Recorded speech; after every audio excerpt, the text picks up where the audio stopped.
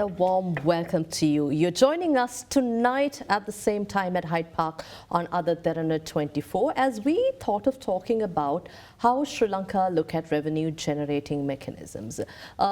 Non-debt creating revenue inflows to the country, as Sri Lanka has just received IMF approval for the bailout, first tranche released to the country, and by June the review of the IMF is expected. At the same time, we're talking about sustainable economic growth and development. I've invited to our studios a key personality who can give us perspective in terms of public policy and what measures we can take, especially in generating ICT-based revenue to the economy. A warm welcome to you, Professor Rohan Samarajiva, Chairperson of Learn Asia, as well as a renowned public policy analyst here in Sri Lanka. Professor Samarajiva, as we promised to talk about this subject, where do we start? There is a clear vision for the government, but we've seen these visions come and go. We've seen plans ahead for the country. The only difference is that we are just coming out of an economic crisis that was not imagined. But are we on track here in order to create sustainable revenue generating avenues? Well, number one, I don't think we are out of the economic crisis. There are a number of steps that have to be taken. For example, debt restructuring has to be completed. That hasn't been done yet. You know, many times we have slipped from the commitments that we have given the IMF. That can happen again. The possibility of going back into petrol queues shouldn't be ruled out. It's still a possibility unless we hold on to a disciplined approach to this problem. This has been an unprecedented crisis, and sometimes I have a feeling people just don't understand how big a hole we are in. Now, having said that, I would then go on to say that just following the IMF program, it will not be enough. It won't be enough. We have to do more. The IMF program primarily is about debt sustainability.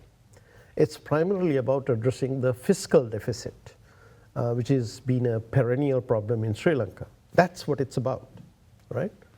But for us to get out of this hole and to be like India or Thailand, countries that have gone to the IMF, got their houses in order, and then got into a position where they can help other countries.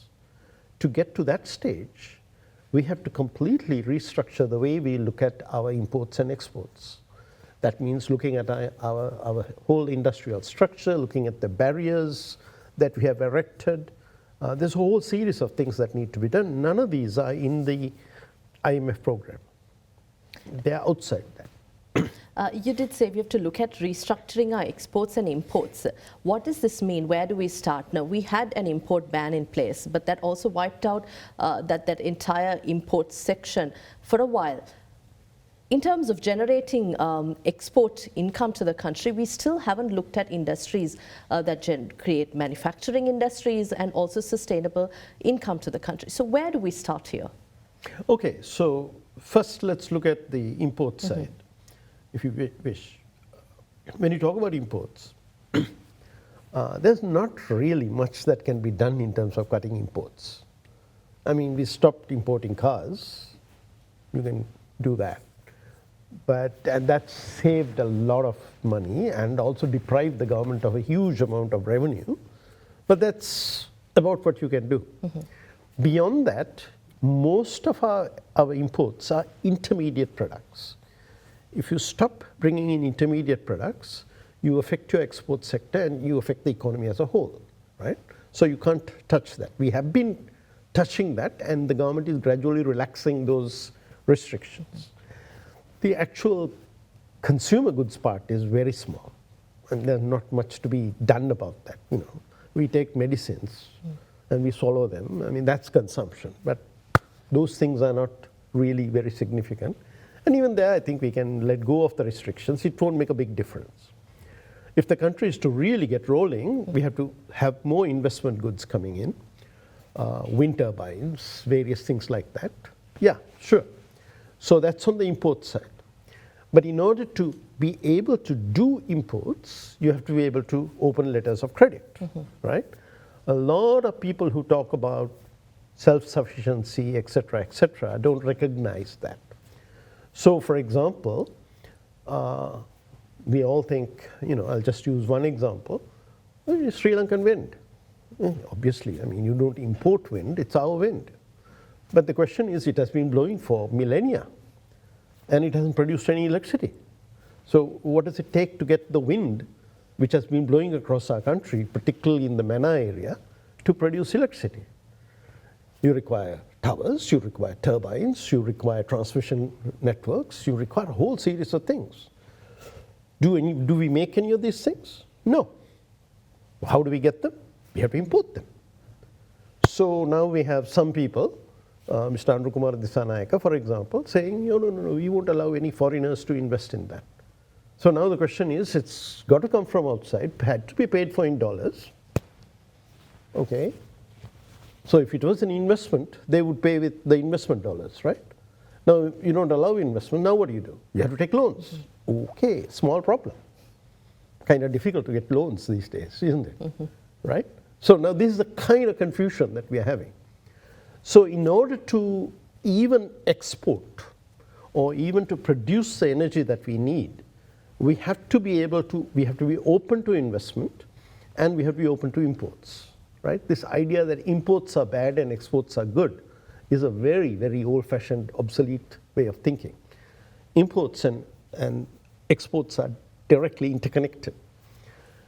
So those are the kinds of things we need to do. I think there was a recent survey that the Chamber of Commerce had done with industry, and quite a lot of them were still talking about restrictions in their supply chains, in getting things they needed in order to produce and to export or supply the local market.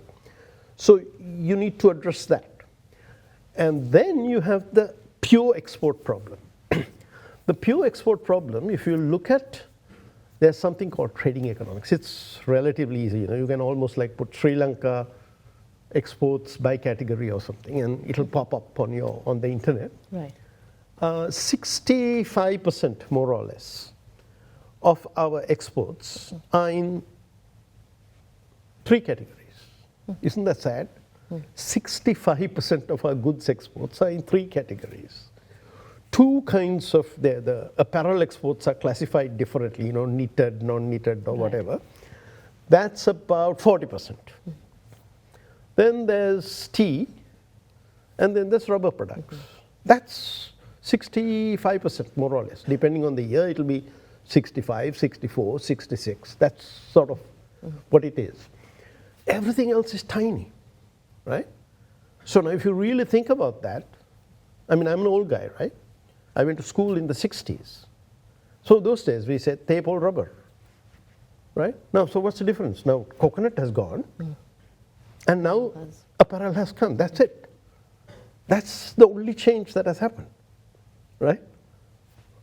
Is this what we have done in 60 years, right? So that has to be changed. So that's a problem, diversification of exports, getting it higher value. Now with rubber, I admit, we've done higher value. Contrary to what a lot of people think, I think we've done wonders with rubber. We are in a situation where we probably even have to import raw rubber because we are sending out so much of our product as value-added, gloves and tires and various things like that. That's wonderful. But we need to repeat that with lots of other things. Right? Why do you think we haven't moved aggressively into diversifying our exports and improving our product share? Well, I mean, it's private sector individuals who, the government doesn't export as far as I know. I have never seen government engaging in exports, right? So you could have a rare government-owned company, state-owned company, but generally speaking, private sector guys, they're the people who export. So there can be 2 reasons. So they haven't diversified. I mean, as I said, I'm not blaming people. Rubber, wonderful things were done by the people who used to run Haley's. They were the pioneers. Ansel, Lodestar, all these companies, they did wonderful things. They had to be given the credit for that. But what about the rest of it? Yeah. One reason may be that they didn't have market access. Market access doesn't fall out of the sky. It's not like, you can sign a letter or give an order and say, hey, buy our stuff. You've got to develop it over time, right? So there are people. I mean, I hate to talk only about the negatives, so I'll talk success stories, like rubber. And another success story is Rohan Samarajiva, Lanka Harness. Right? So this guy, out of nowhere, he goes, establishes relationships with Japanese car makers, and he starts supplying them with those very sophisticated, extremely sensitive sensors, which are used in airbags. Good. Now, it takes him years to get this done, right? And it's a wonderful thing that he's done. But other people have had to do that in those particular areas to open up new market segments. And we've sent people out on export missions, we've sent them to exhibitions, etc. So in a way, we are trying, the government is trying what it can do to do this. But a shorter, simpler method is partnerships. So if you look at, again, the rubber story, right? Sri Lanka being the largest producer of sort of solid rubber specialized tires. If Mr. Jinasena, who was the original partner, was going to do that, it would have taken him much longer, and maybe he may not have succeeded. But he had a foreign partner from the beginning. That opened the doors. And now it's actually owned by Michelin, I believe, that particular factory, right? It has gone through different owners, and Mr. Jinasena may still have a share, the Jinasena company, but it's gone through various things. And so that has given them market access, right? The very brand Michelin, which is a global brand, probably opens doors, right? Are you saying we need to look at or create an enabling environment for these foreign partners to enter into joint ventures with local partners? And if that's the case, what can government do to create that conducive environment? And what policy changes? Much that government can do, because I think the reason we haven't had more partnerships is government, right? I mean, right now, people are talking about, they had difficulty getting their dividends out, whatever their earnings, out of the country. I mean, we understand, right? We who are Sri Lankans understand what is going on and understand all the restrictions that the government is putting on us.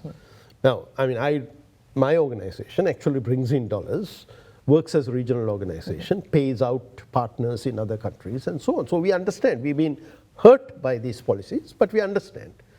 But some foreign investor, why would they think about it? Why would they go through this torture of a government policies that don't think about what it takes to invest and what you expect, the smooth functioning? There was this, we were pioneers, if you think really about it. We were pioneers. The Chinese sent Jiang Zemin, the former president, at that time the mayor of Shanghai, to Sri Lanka to look at our free trade zone. We were ahead of the Chinese in creating zones.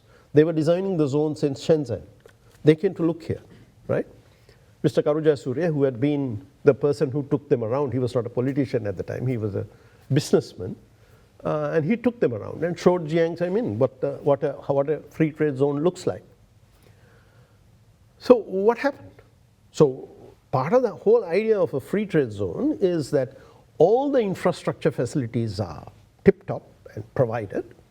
And secondly, it's a one-stop shop, right? You don't have to go from this government office to that government office. You get all your approvals in one place. That was the Greater Colombo Economic Commission under Mr. Upali Vijayawardena. Where do we have that now? There's no proper one-stop shop. That BOI has been, I don't know, made toothless, right? I can remember talking to one of the BOI chairs, and he said, hey, Rohan, we are like we issue work permit authorizations. That's our primary function, right? Not much else that we do. right? The whole port city idea and the port city commission thinking was that they were going to create a one-stop shop. Even that hasn't been done properly yet, right? So we need to do that. We need to facilitate. I'm not saying I'm against tax breaks, believe me, right? I have been recommending that we get rid of all these tax breaks. People shouldn't be given tax breaks, right? We should have alternative minimum taxes. We should have some level playing field for local businessmen as well as foreigners. But let's simplify things, not only for foreigners, but also for our investors.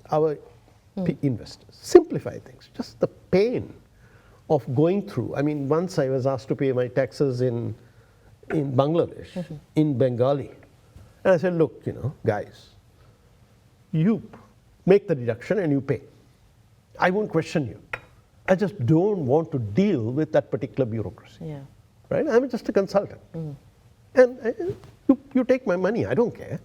Just spare me the harassment, right? And that's what they did, and it worked out.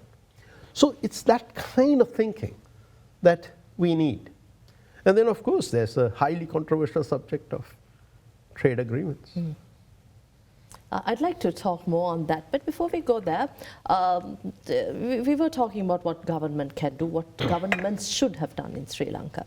But right now, when we're looking at fixing the economy or even putting the policy path right for a longer term, what steps do you think the current government should take in the immediate term to put our policy right? Well, I'm not in government, I'm outside government. But based on my experience in government and outside government, I would say 3 steps. Short term, medium term, and long term, right? Short term, I would take the committees that are currently functioning under the Export Development Board. I would take the national export strategy that the Export Development Board is managing. I would say, let's put these committees together with the relevant officials, and we ask the exporters, what are your problems? What are the barriers you face? And the guys on the other side of the table, and the women on the other side of the table, now increasingly you have women in government, will listen to them and say, that particular problem we cannot solve. But those other problems we can solve. And here's the timeline, and here are the steps by which we solve them. So remove the barriers to people who are already motivated, who have the relationships, who are capable of exporting, who've got the factories, who've got the works. Short term, right? Medium term, if you want to rework the export strategy, fine, do that. So then you can bring in other things, right? Right now they have 6 priority sectors, 2 in services, 4 in goods. They can, if they want, they can expand that, they can change it. They had, for example, wellness tourism as a priority sector. Now, I mean, some people may disagree that that's the way to go. Some people may want to put value-added agriculture in there. There may be some difference of opinion. Maybe you could change the order, do something, but that's just a reworking of an existing structure, right? And don't go for blue sky stuff, right? I mean, do we have graphene exporters in Sri Lanka? We don't, right? We don't have graphene exporters. Graphene is a value-added product of graphite. So let's see, again, because I'm talking short to medium term. I mean, graphene should be in the long term, right? But short to medium term, let's do graphite. Let's create some conditions where people will be able to bring the technical expertise, the market access, etc. for battery. The primary use of graphite is batteries. So let's get those conversations started, but don't think of it as a short-term thing that you get, right? In that interim period, let them build up their capital, let them export graphite, right? That's fine.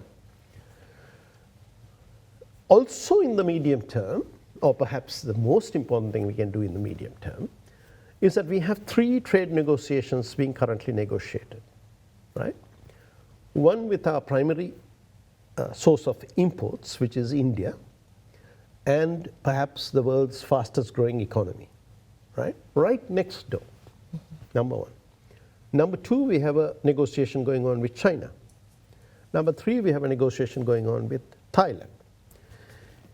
I have been to these meetings, even though I'm outside government, because I talk about trade. Sometimes somebody will put me on a list and I'll go and listen to people or say something.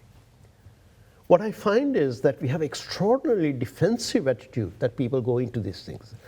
How can I protect my market from the foreigners you're going to let into the country? That's the attitude. But trade is a two-way street. Right? Trade is not about other people's stuff coming here. It's that, but it's not only that. It's also about your stuff going there, right? So just to give an example, in around 2010, when the controversy was hot and heavy, where people were being invited for tea to temple trees, and then they cancelled the India-Sri Lanka agreement, we were having these debates, and the world being the way it is, lots of people don't want to go up against these aggressive industrialists. Poor me, I was the guy. So they're saying, I have no idea what the connotations of this were. They were saying, we are going to get barbers from India. Is it a caste thing? I mean, what was this fixation with barbers, right? Barbers from India coming and cutting people's hair in Sri Lanka.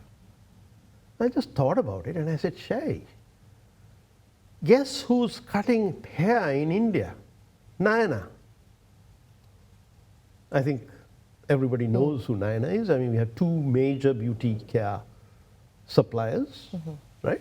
Value added, not just cutting hair, but that whole segment, value added stuff, Ramani salons and Nayana. Ramani is active in multiple countries, maybe Bangladesh, maybe India, for sure Bangladesh. And Nayana is active in India. So I said, wow, so you want to stop her from going? Is that what you're worried about? That she's going and cutting other people's hair in India? No, they'll come and cut our hair.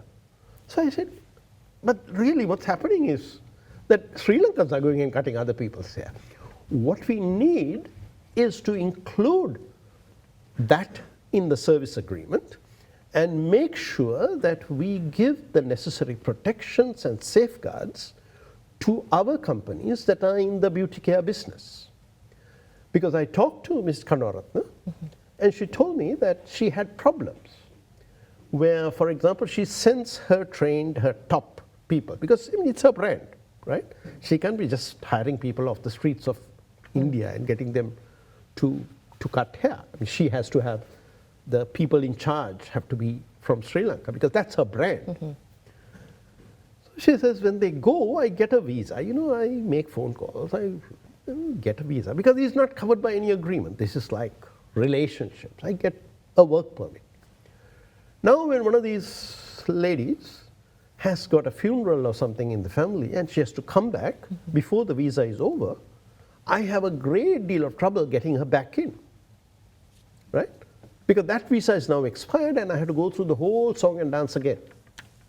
Now you see the problem, which is that if we have put those safeguards in the agreement, in the schedules to the services agreement, we would be making life easier for Nayana salons, right? Or Ramani salons to do export service. That's called a service export, right?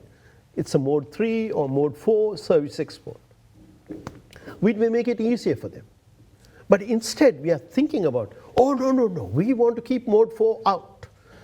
That's what our industrialists have been telling people. Keep mode 4 out. So our government, hey, they're political, they're scared. They oh, sure, we won't put mode 4. Now what does, I'll have to explain what mode 4 is, I suppose. I remember this during the Comprehensive Economic Partnership Agreement talks.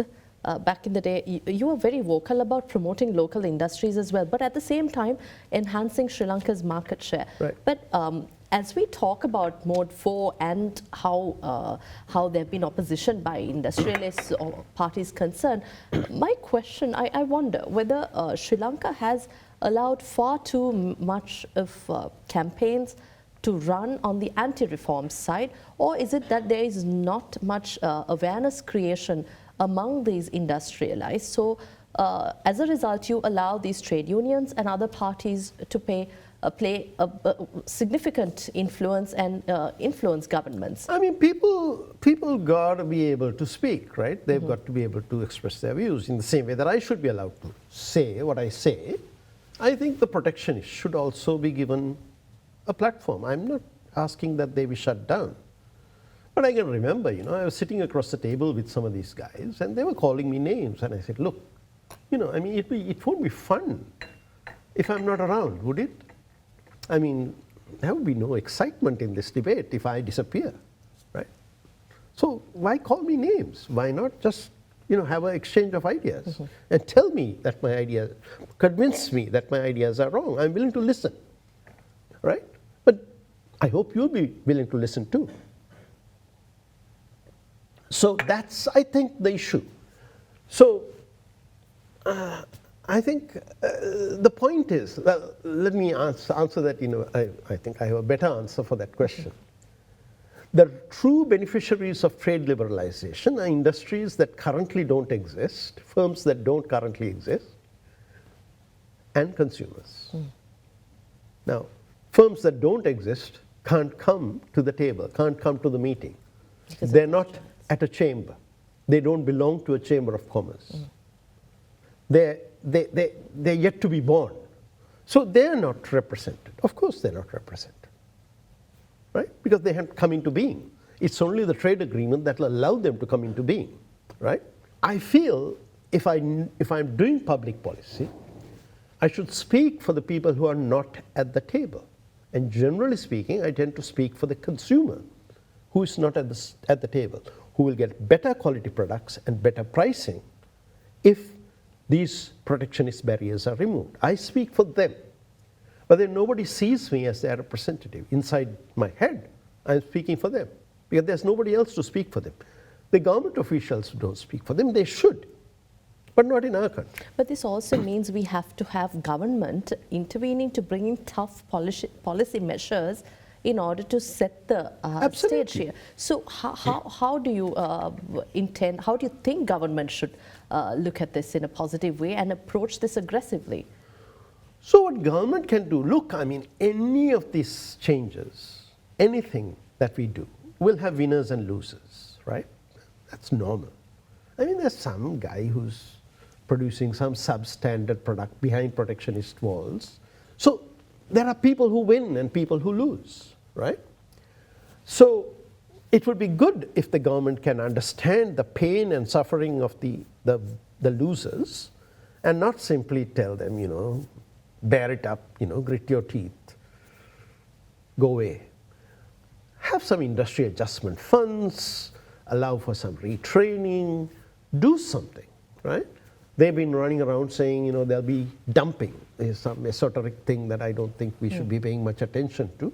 But the government has said, oh, yeah, we'll give you anti-dumping legislation also. It's extraordinarily difficult to do, but the government has been saying that. So those kinds of things should be done. But steadfastly, you should look after the interests of the consumer, those who are not at the table, and get the reforms done, right? Unless you do that, you're not going to deal with the core problem, which is the current account deficit, not exporting enough. You have to get to deal with this problem in order to do that. Right. I think I'd like to take a short break here at Hyde Park on AdaDerana 24. When we come back, we'll talk about how ICT can play a major role in generating foreign income, and at the same time talk about new industries for Sri Lanka. Right after this break.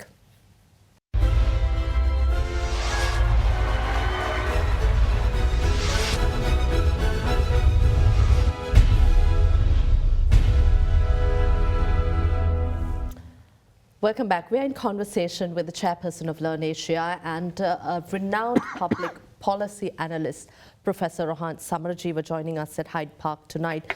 You were a founding member of the Information Communication Technology Agency and also served as its chair.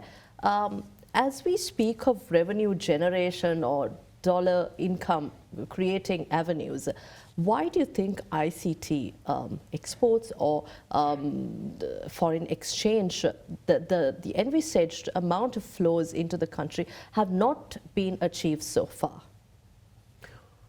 Well, first we have to look at a distinction between goods exports, which is what we were talking about mostly up to now, and then service exports. So in the service exports, before the crisis hit, we were doing about 7 billion. All these questions are, these numbers are iffy. Service sector, the numbers are not very reliable. Well, let's say roughly 7 billion. Of that, about 4 billion would have come from tourism. And the rest comes from various things, right? So the next identifiable segment is what we called ICT, ITES, IT-enabled services. Basically, you can think of it as two categories. One is software, and the other is this thing called business process outsourcing, or knowledge process outsourcing, or knowledge process management, various acronyms over there. So I think for the reader to understand, the first one requires a huge amount of knowledge about coding and machine learning nowadays, and training your software and all these good things. This covered under the buzzword of artificial intelligence. Right? That's the fancy stuff. And actually the government hasn't really helped much in this area, but our software guys have been, and girls, women, there's a very powerful women in the software sector, whose companies I will not name. They've been doing this. They're actually the bigger part of this sector. In 2002, when I came back, one of the tasks I was given was to answer the question, why do we not have business process outsourcing in Sri Lanka? We had about 100 employees, maybe. Maybe I was wrong. I mean, that's what I could identify. Maybe it was 500, but it was still puny, right? Everybody has to admit that it was still tiny. While Hyderabad, Karnataka, places very much like ours, with people just like ours, they were doing millions, right? They were doing enormous. They were like become the brand names of business process outsourcing. So that was a challenge. So like I said earlier, we looked at the barriers. What was holding them back? And we removed those barriers. There was a telecom monopoly. We removed that telecom monopoly, right? Only SLT could do international connectivity. Only one company, a partially state-owned company. And that agreement was expiring. They had a 5-year exclusivity. It was expiring and it was not renewed. It was opened up to other companies. And people, they were complaining. I mean, I still remember some investors in this area were telling me, we need redundancy of media and we need redundancy of suppliers. That is, what they meant is, we can't rely on one fiber optic cable. Going under the sea, we not want more than one. Media, right? And we can't be relying on one company that is supplying services over all these media. We want multiple companies. So we gave them what they wanted. Now we have 6, 7, even more cables landing in this country, right? And we have multiple companies that you can buy services from. So I just gave that as an example. So one barrier was removed. And you keep peeling the onion, removing the barriers. I can remember they came and talked to me about the nighttime employment rule. I mean, we don't do too much of night work in Sri Lanka because we don't do real-time, cold calling customers, that marketing kind of stuff. We do more value-added stuff, accounting and so on. But still, we run night shifts. They said, what's the rule in your country that we can't have women working on the night shift? So I can remember going to some other minister, not the people I was working with, and going to some other minister and saying, look at this, what can we do about it? Oh, this is an old rule. We had to have matrons. And we can't have women working at night and so on and so forth. Now, right now, I know that the government is finally, now I had this conversation in 2002 or maybe 2003, 20 years ago. Right now, in the Unified Labour Code that's coming, that is going to be addressed. 20 years late, yeah? Right? But at least they're addressing it. The Minister of Labour told me that they are addressing this problem, right? So I'm just giving examples of the kinds of things that you have to do. So we did bring these people in. And there is something called business process outsourcing in this country, knowledge process outsourcing. There are architects who are applying their trade here, working for others in other countries. There are lawyers who are doing legal work from here. So it's a very, very heterogeneous kind of thing, right? Done remotely. That's the only thing that's common about it. So you can do all kinds of things. I mean, you can interpret X-rays sitting in Sri Lanka, right?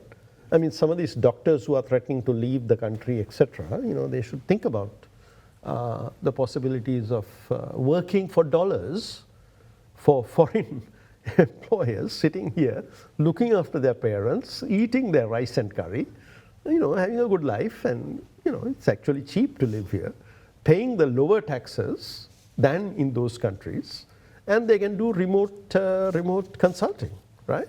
That's as broad as that sector is. So I personally think we've had our time. We've had 20 years. I'm happy that we were able to create those jobs, create that revenue. When I was chair of the ICT agency, they were telling me the earnings were about 1 billion. Recently, somebody told me that some newspaper had reported an EDB figure, Export Development Board figure, that it was 1.7 billion. I mean, I'm the kind of numbers guy. I'm a researcher. I need to look at those numbers and verify them. But 1.7 is pretty good in this day and age, right? Very good. Right. But there are other things that we can do, even for the remaining 5 or 10 years that this BPO business has, which I don't think it has more than that, because it will be automated out of existence. There are things that can be done for them. Software, on the other hand, meaning there are things that can be done. Are you meaning, help them with the finances, all these withholding provisions, all these reporting requirements. Look, I mean, they came to me. I'm no longer in government, but they came to me and said, "Oh, Professor, we had 0%, and now we are 30%." I'm not saying it shouldn't be 30%, right? I'm saying 0 was wrong. I don't know who gave the government the idea of giving these people completely tax-free on their profits. What was that about, right? Aren't they using resources here? Don't they have to pay for the roads that they drive on? So 0 was wrong. But going from 0 to 30 in one fell swoop, maybe, that was a little too harsh, right? But, I mean, we are living in hard times. I'm not going to ask for any favors for anybody, right? But that's the kind of thing to have. I would like the ministers to have an open door and have these conversations and be open to these people who are creating valuable jobs, who are bringing in dollars. And believe me, these employees are not unhappy. Because as this governor of the central bank said, the only people who will be happy in the current economy will be people who are in industries that earn dollars. And these are industries that bring in dollars to the country. They're happy. Yeah. Moving on to talk about state-owned enterprises. Yes, you've been talking about why Sri Lankan Airlines should be privatized first. But in your opinion, is privatization the only way out of this for these major I have never said SOEs? it's the only way. I don't think we can handle 500 plus privatizations. I just don't think we have the capacity in the government to handle 500 plus privatizations. Because if you look back at the successful privatization that we did, that a lot of people talk about, Sri Lanka Telecom. Sri Lanka Telecom. 1997. I came back only in, well, I came back in December of 97, so I wasn't involved. This was done. That took about 2 years of work. Good consulting firms, local partners, local counterparts, doing good work. A lot of preparation went into that, right? So you need that kind of muscle to do that. Even the Sri Lankan privatization, the original one that happened in 1999, if I recall correctly, even that took a significant amount of resources to do it properly, right? To have an open competition, to have a proper marking scheme, to assess the competence of the bidders, their capabilities, takes time. And you usually use foreign consultants to do these things, because we don't have. I mean, somebody can say, oh yeah, you know, he's always trying to bring foreigners in. But the question is, I look around and I say, who has had experience in doing this kind of work? It's only a foreign consultant who will have the experience. We will have book knowledge. But you can't, having been in this economy, you can't have had too much experience with these things. I mean, there are people who are involved in the SAGT public-private partnership, people who are involved in the SLT thing. They are mostly retired. I promised to write the history of this thing, and I need to do this while they're still, you know, their memory is intact, right? So you need this kind of preparation. So we have got, give or take, I don't know, 100, whatever, 500 state-owned enterprises. So what we need is to prioritize. There'll be some where I believe privatization is the solution, right? There'll be others where you could do some forms of partial privatization, so that in the end it ends up as a public-private partnership. SAGT is a public-private partnership. The Ports Authority owns 15% of the operation. Sri Lanka Telecom, more than 50% is owned by the government. The government is still capable of putting the chairman of the board and has a majority on the board, and so on. So there are things that you can do. You can structure them differently. You can make them more private sector, that is, reduce the percentage without taking it down to zero, right? Then you could have, so that is sort of one extreme. And on the other extreme, because you simply can't get to it, right? When I say you have 500, right? You can't get to them. The government has recently reported that they're going to put something called statements of corporate intent, tripartite agreements that the state-owned enterprise, the chairman of the state-owned enterprise, the secretary of the responsible ministry, and the secretary of treasury will jointly sign. Now, again, has been done before, right? I've seen them. Pictures of these ceremonies are on the web even now. I mean, just a month or two ago they were there, and they were not implemented, right? Those entities continued to be loss-making, continued to be dysfunctional, and so on. So what I would say is, if you're doing statements of corporate interest, there's a government department called the Department of Public Enterprise. They should really get their act together, maybe get some external consultants. Now for this you don't need foreigners. Bring some people in from our accountancy bodies, etc., and get some nice, tight agreements done, right? That would be the other extreme. You'd have these two extremes, there'll be other things in the middle. Finally, I think we just have a few minutes on the show, but I'd like to ask you, Professor Samarajiva, we spoke about trade liberalization, we spoke of value creation, value addition, as well as diversification of industries, and what hinders Sri Lankan industrialists from taking that next step. The IMF program bailout is finally agreed upon, but yes, there's debt restructuring talks. Are we doing this right in terms of ensuring long-term sustainable economic growth and creating non-debt creating revenue avenues for the country? Well, the first and most important thing is the IMF is not going to do anything for us, really. Right? We have to do everything. Debt restructure negotiations, Sri Lankans have to do it. Right? Meeting these targets, the targets have been written by Sri Lankans. There's an annex for anybody who wants to look. There's a 151-page document on the web. If you don't like reading the really boring, heavy report, read the annexes. There's an annex where the government of Sri Lanka makes all sorts of promises and gives deadlines by which this particular action will be done. This is a structural benchmark. This is a quantitative indicator. If we don't hit this target, hold us to it and don't give us the next tranche, right? We have to do these things. But as my friend Dr. Vijayawardena says, their projections are that if we do everything right, we will have a 3% growth rate. And for a country like ours, a 3% growth rate is pathetic, right?